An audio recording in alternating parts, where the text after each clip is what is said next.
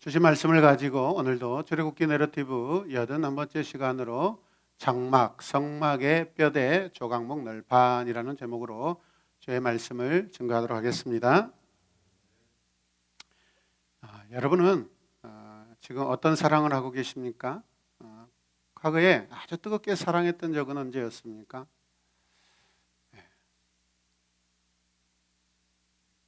우리 아이는 하나님의 말씀을 지금 뜨겁게 사랑하고 있는 것 같습니다. 사진 한번 보실래요? 같이 읽읍시다. 사랑한 만큼 고개를 숙여요. 사랑한 만큼 고개를 숙여주세요. 이해가 됩니까? 그런데 이 정도로는 충분하지 않는 것 같습니다. 한 번 더 보시면 같이 보십시다. 사랑한 만큼 고개를 숙이십시오. 특별히 우리 언론 목사님을 향해서 제가 이렇게 했습니다. 여러분들은 받을 생각하지 마시고 이렇게 넓적 엎드려서 사랑했던 한 사람이 있습니다. 성경에. 누군지 아세요? 다윗이라는 사람입니다. 하나님 앞에 그가 허물이 있고 죄악이 있을 때마다 다시 회개하고 사랑하고 싶을 때 넙죽 엎드릴 때 하나님께서 용서하시고 회복시켜 준 줄로 믿습니다. 여러분, 기초가 부실하여서 무너진 건물 몇 개 사진을 제가 보여드리고자 합니다. 또 보십시오. 두 번째 사진 보도록 하겠습니다. 뭐라고 되어 있어요? Seven common reasons of foundation failure. 그 다음에 important라고 되어 있고요. 그 다음에 세 번째 사진 보겠습니다. 여러분, 이 사진의 공통된 특징, 그 공통된 사고 원인이 뭐 같아요? 파운데이션 페어리어죠, 여러분. 기초가 부실하여서 일어난 사고들입니다. 이해되십니까? 건축물의 첫째 핵심은요, 기초공사입니다. 뼈대를 세우는 것입니다. 오늘은 어쩌면 성막 구조물의 뼈대에 대한 이야기인데 이 뼈대를 하나님께서 어떻게 세우라고 하시는지 말씀을 깊이 한번 서로 나누시길 원합니다. 본문 말씀 15절 말씀을 보시면 같이 읽겠습니다. 너는 아카시아 나무로 성막 널판지를 만들어 세우라. 오늘 말씀이 좀 이렇게 구조물에 대해서 막 치수가 나오고 개수가 나와서 조금 이해하기 어려워서 현대인의 성경으로 제가 말씀을 준비했습니다. 자, 널판의 이 재료가 뭐예요? 아카시아 나무. 성경에는 우리 개역 개정에는 조각목이라고 나와 있는데 이 중동 지방의 사막에 흔히 있는 이 아카시아 나무를 말하고 있습니다. 조각목이라는 것은 가공된 모양의 나무를 말하는 것입니다. 이해되십니까? 잘 채를 쳐서 그것을 성막의 다양한 기구에 사용할 때 때로는 금으로 도금하기도 하고 은으로 도금하기도 하고 그렇습니다. 그래서 조각목이라고 합니다. 본래 나무의 이름은 아카시아입니다. 이해되십니까? 이해되시는 분만 아멘 하십시다. 계속해서 16절 말씀을 보면 널판지 한 장의 크기는 길이 4.5m, 너비는 68cm, 거의 한 규빗 정도 되는 거죠, 여러분. 그 다음에 17절 말씀 계속 보겠습니다. 각 널판지마다 두 촉을 만들어 널판지끼리 서로 연결하라. 모든 널판지를 다 이런 식으로 해야 한다. 아멘. 이 성막의 널판은 성막의 뼈대를 이루고 있습니다. 판기둥이라고 보시면 됩니다. 그래서 이 재료가 뭐라겠죠? 조각목, 아카시아 나무로 되어 있습니다.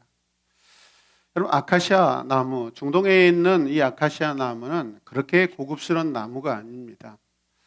그런데 이 나무의 특징은 마르면요 가볍고 굉장히 단단합니다. 여러분, 아카시아 아세요? 아카시아가 뭐예요? 꽃. 많이 따 먹으셨나요? 저는 우리 마을에 5년 선배가 얼마나 개구장인지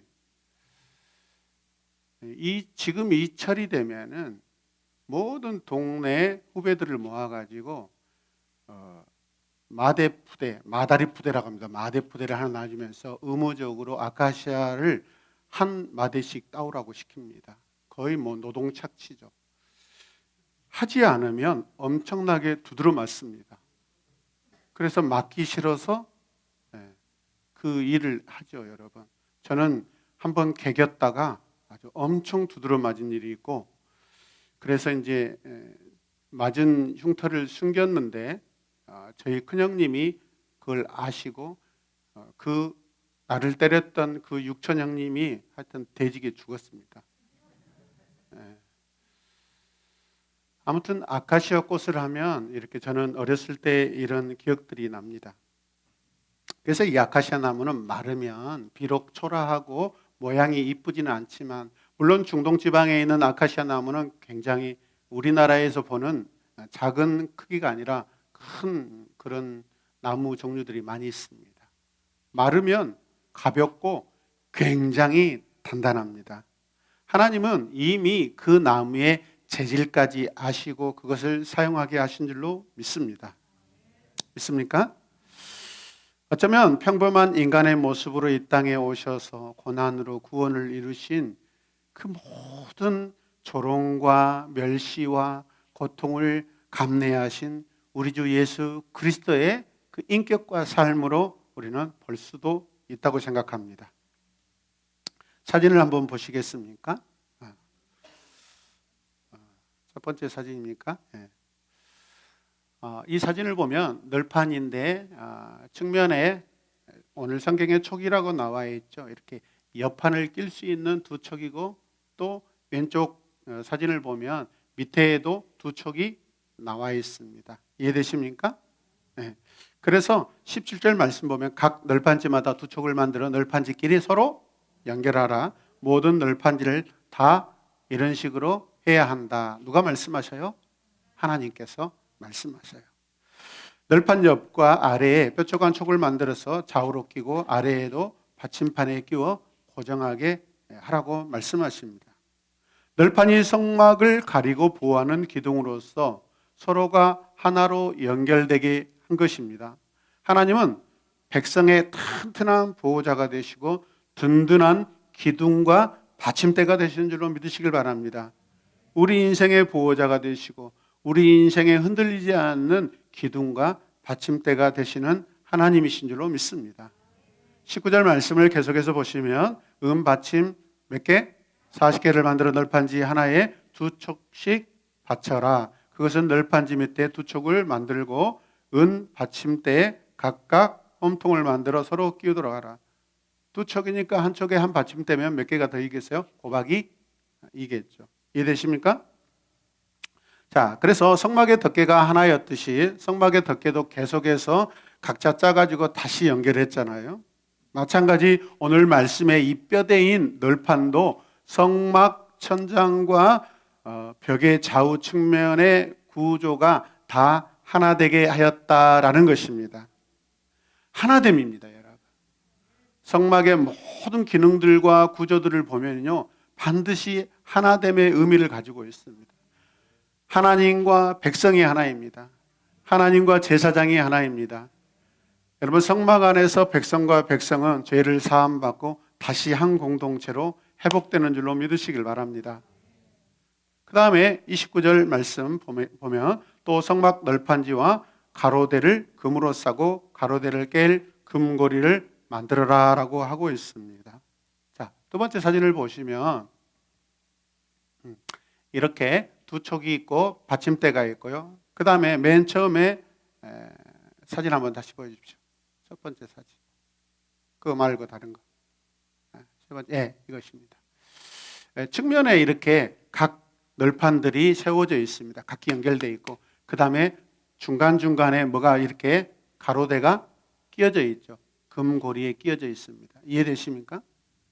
이 구조를 보시면 여러분 튼튼하게 보입니까? 어슬하게 보입니까? 예, 굉장히 튼튼합니다. 널판은 꼭대기에서 금고리로 탄탄하게 연결한 두 널판으로 계속 이어져서 또 중간중간에 금고리에다가 가로막대를 끼워서 흔들리지 않고 벌어지지 않도록 그렇게 견고하게 되어 있습니다. 하나님께서는 왜 이렇게 세세하게 세밀하게 견고하게 이 성막을 이렇게 만들게 하셨을까요, 여러분? 여러분, 성막이 광야에서 만약에 무너지거나 어떤 구조들이 뒤틀어진다면 그거는 구조물로서도 여러분 그렇게 돼서는 안 되지만은 여러분 본래 식양대로 본래의 설계대로 여러분 유지하지 않는 것은 마치 하나님의 거룩이 훼손되는 것과 같습니다. 이해되십니까? 성막이 무너졌다고 생각해 보세요. 회막이 무너졌다고 생각해 보세요. 장막이 무너졌다고 생각해 보세요. 있을 수가 없는 일입니다. 그런데 약 40년 동안 광야에 있던 이 성막 이 구조물이 단 한 번도 무너졌다라는 그 이야기가 성경에 전혀 기록되어 있지 않습니다. 이해되십니까? 완전한 성막입니다. 하나님의 완전을 우리에게 보여주고 계십니다. 이해되십니까? 그러므로 우리의 완전한 하나님이 우리의 아버지가 되십니다. 그러면 아버지 되신 하나님이 자녀된 우리를 완전하게 이끌어 가시는 줄로 믿으시길 바랍니다. 21절 말씀을 계속해서 보시겠습니다. 같이 읽어요. 은받침 40개를 만들어 널판지 하나에 2개씩 받쳐라. 이해되십니까? 이 널판들의 받침은요, 아래에서 이 널판들을 받쳐주는 그런 구조인데 각 널판은 여러분 자체의 은받침을 가지고 있는데 생각해 보세요. 그 널판지 기둥의 밑에 재료가 뭐예요? 은입니다. 왜 은으로 했을까요? 여러분 지금 바닥은 원래 바닥은 뭐죠? 모래나 흙이죠. 비가 오거나 그렇다면은 계속해서 만약에 본래 재질대로 아카시아로 이렇게 계속 유지했다면 부식돼야 안 돼요? 부식되고 말 것입니다. 근데 부식되지 않도록 하나님께서 이렇게 철저하게 은으로서 이렇게 감싸게 하고 여러분 부식하지 않도록 하나님이 은혜를 베풀고 계신 줄로 믿으시길 바랍니다. 여기에 사용된 이 은은요 순은입니다. 순은. 그만큼 일체 여러분 변질되지 않고 부식되지 않은 것입니다. 하나님, 우리 아버지 되신 하나님은요 그 본질이 변하지 않습니다. 마치 순은처럼. 할렐루야. 우리를 관계하시고 우리를 대하시고 이 세상을 창조하시고 지금까지 운행하시고 경영하시고 관리하실 때 단 한 번도 오류와 오차가 없는 줄로 믿으시길 바랍니다. 그분이 우리 아버지가 되십니다. 우리 하나님이 되십니다. 할렐루야. 단단하기도 해야 하지만은 흙과 물을 접촉하는 부분이기 때문에 부식 방지를 위하여 완전한 예방의 기능까지 갖추고 있는 너무나 완전한 여러분 구조물입니다. 성전 되시는 예수님은 세상에 계실 때 여러분 날마다 다가오는 환난과 고난에 흔들리지 않으셨습니다. 흔들리지 않는 단단한 믿음으로 그분은 이 땅에서 살아내셨습니다. 할렐루야. 순은 받침대는 성막의 기초를 형성하고 있습니다. 흔들리지 않는 성막의 기초입니다. 이것은 우리의 믿음의 원형이신 그리스도의 섬김과 그 삶을 보여주고 있습니다. 이해되십니까? 또한 성도로 살아가는 우리의 믿음의 기초가 어떻게 해야 하는지 말씀하고 있습니다. 우리 역시도 이 받침대처럼 우리의 믿음 일체 변하지 않아야 될 줄로 믿습니다. 변질되지 않아야 될 줄로 믿습니다. 할렐루야. 마태복음 4장 1절 말씀 같이 읽겠습니다. 그때 예수께서 성령에게 이끌려 마귀에게 시험받으러 광야로 가사 40일을 밤낮으로 금식하신 후에 줄이신지라. 이에 예수께서 말씀하실 때 크게요 사탄아 물러가라 기록되었으되 주 너의 하나님께 경배하고 다만 그를 섬겨라 하였느니라. 아멘. 나무로 만든 이 금도금 또 음도금, 여러분 은받침대, 금으로 된 이 중간띠들, 널판을 연결하는 그러한 중요한 기능들을 하고 있습니다. 모두가 다 하나됨을 위하여서 각기 역할을 하고 있습니다. 상하 좌우로 서로 하나됨을 만들어내고 있습니다. 그래서 튼튼합니다. 아멘. 여러분, 그래서 한 번 더 그림 세 번째를 보여주세요. 네. 그 다음에 두 촉이 나와 있는 이것입니다. 여러분, 이렇게 두 촉이 받침대에 꽂혀가지고 여러분 세워졌을 때 일체 흔들리지 않은 줄로 믿습니다. 저렇게 26장 26절 말씀을 같이 읽겠습니다. 그리고 너는 아카시아 나무로 가로막대를 만들어 성막의 양쪽 옆면과 뒷면에 각각 5개씩 끼워라 라고 말씀합니다. 여러분, 우리가 앞서서 이 성막을 보았습니다. 보기에 얼마나 튼튼합니까? 전혀 넘어질 수 없는 구조물입니다. 받침대는 순은으로 입혀서 부식을 방지한다고 했습니다. 여러분, 누가복음 6장 48절 말씀을 보면 예수님께서 이런 말씀을 하시는데 어쩌면 오늘 말씀을 우리에게 힌트를 주고 있는 그런 느낌도 듭니다. 같이 읽겠습니다.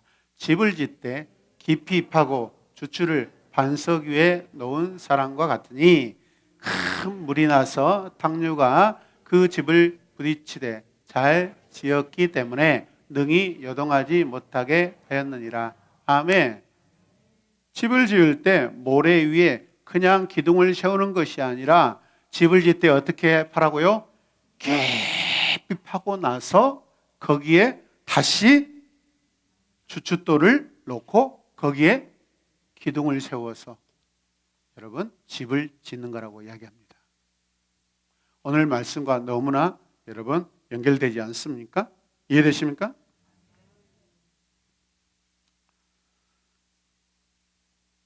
오늘 본문 말씀 안에서 중간 막대라는 것이 등장합니다. 긴 이 널판들, 이 널판의 벽들을 따라 30규빗에 이르는 나무 조각 하나로 이루어지게 합니다. 금으로 도금을 했다는 것은 널판들을 지지해야 하기 때문에 단단할 필요가 있는 것입니다. 이 고리가 만약 그냥 순수 나무였다면 여러분 힘을 받을 때 아마 부러지거나 이탈할 수 있습니다. 그런데 금고리를 만들어서 그 널판에 고정시키고 그 금고리에 또 가로막대를 다 끼워서 일체 이 구조물들이 바람이나 풍랑에 흔들리지 않게 했다라는 것은 얼마나 놀라운 아름답고 철저한 구조물이라는 것을 기억하시길 바랍니다. 그 나무 재질이 아닌 금도금이 했기 때문에 하나님의 설계도는 세밀하시고 튼튼한 설계도입니다. 할렐루야. 그래서 오늘 마지막 말씀이 하나님께서 말씀하신 대로 하라는 것입니다. 도금을 해야 될 때는 도금을 하고, 할렐루야. 금을 입혀야 될 때는 금을 입히고, 은을 입혀야 될 때는 은으로 입히라는 것입니다. 아멘. 그리고 그 받침대는 순은으로 하래요, 여러분. 이해되십니까? 마지막 말씀 함께 보겠습니다. 성막은 내가 이 산에서 너에게 보여준 규격대로 세워라. 규격대로 하라는 것입니다. 하나님의 말씀대로 만들고 하나님의 말씀대로 조립하고 하나님의 말씀대로 세우고 하나님의 말씀대로 끼웠을 때 하나님의 은혜가 있는 줄로 믿습니다. 이해되십니까? 우리 인생도 마찬가지, 우리 믿음의 생활도 마찬가지입니다. 하나님이 말씀하신 대로 우리가 살아가는 것입니다. 내 뜻대로 사는 것이 아닙니다. 여호와는 다시 한번 모세에게 산에서 너에게 보여준 설계대로 규격대로 해라 라고 말씀하고 계십니다. 성막의 뼈대인 널판은요, 하나님의 계획대로 반드시 설치되어야 될 줄로 믿습니다. 이것은 하나님의 백성들 가운데 거하신다라는 뜻입니다. 내가 너에게 보여줬다라는 것은 하나님이 그 안에 임재하시겠다는 뜻입니다. 함께 하시겠다는 뜻입니다. 그러므로 하나님이 말씀하신 대로 우리가 순종하는 것입니다. 할렐루야. 이런 것들은요, 하나님께서 백성된 이스라엘과 이 땅에 사는 성도인 저와 여러분들을 얼마나 하나님께서 깊이 헤아리고 계시는지를 믿으시길 바랍니다. 오늘 말씀을 보면 성막에는 48개의 널판이 있고 북쪽과 남쪽에 20개, 서쪽에 6개, 그리고 추가적인 지지를 위해 저 후방 구석에 2개가 추가로 더 세워집니다. 총 98개의 널판이 사용되었습니다. 그런데 98개 여러분 그 널판들 그것들을 하나로 모아놨을 때 그것을 여러분 가지고 이동한다고 했을 때 그 무게가 얼마나 대단하겠어요? 상당한 무게입니다. 같이 고백합시다. 엄청난 무게다. 네. 이스라엘 백성이 이 광야 여행을 할 때 이 구조물을 이 널판, 조각목 널판을 여러분 운송하는 것은요, 나중에 보면 레인 중에 무라리 자손에게 수레 넷과 8마리의 황소를 지급해 줍니다. 반면에 게르손 자손들에게는 2대의 수레와 4마리의 황소를 주십니다. 레인들은 감사하게도 그 모든 널판들을 등에 지고 광야 여행을 하지 않는 것입니다. 여호와 하나님은 어떤 분이십니까? 백성들이 짊어져야 할 그 짐의 무게에 따라서 그 짐을 옮길 수 있는 힘도 주시고 수레도 주시고 황소도 허락하신 줄로 믿습니다. 사랑하는 성도 여러분, 여호와는 백성들의 수고를 헤아리시는 분입니다. 함께 고백하십시다. 여호와는 백성들의 수고를 헤아리시는 분입니다. 그 다음에 함께 또 읽을까요? 자녀들의 짐지는 수고를 아시는 분입니다. 누가요? 법궤는 반드시 흔들리지 않고 거룩함을 유지해야 되기 때문에 제사장들이 어깨에 메고 날랐지만은, 그러나 성막의 덮개나 이런 나무로 된 큰 무게들은요, 사람들이 지고 움직이기는 너무 힘들어서 하나님께서 수레도 주시고 황소도 허락하신 줄로 믿습니다. 요한은 백성들의 튼튼한 기둥도 되시고 보호하시는 널판이 되신 줄로 믿으시길 바랍니다. 그 널판이 좌우로 넘어지지 않도록 고리에 막대를 끼워 흔들리지 않게 하시는 우리의 영원한 가로막대가 되시는 줄로 믿습니다. 우리 함께 이 시간 기도하는 시간을 갖도록 하겠습니다.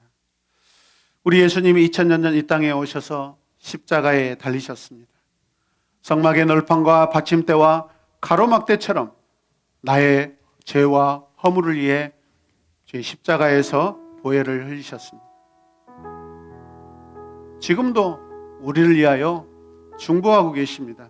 믿습니까? 그리고 오늘 우리의 삶도 마찬가지입니다. 광야의 하나님은 우리의 삶에도 여전한 하나님이십니다. 이스라엘의 하나님은 오늘 우리의 여전한 하나님이신 줄로 믿습니다.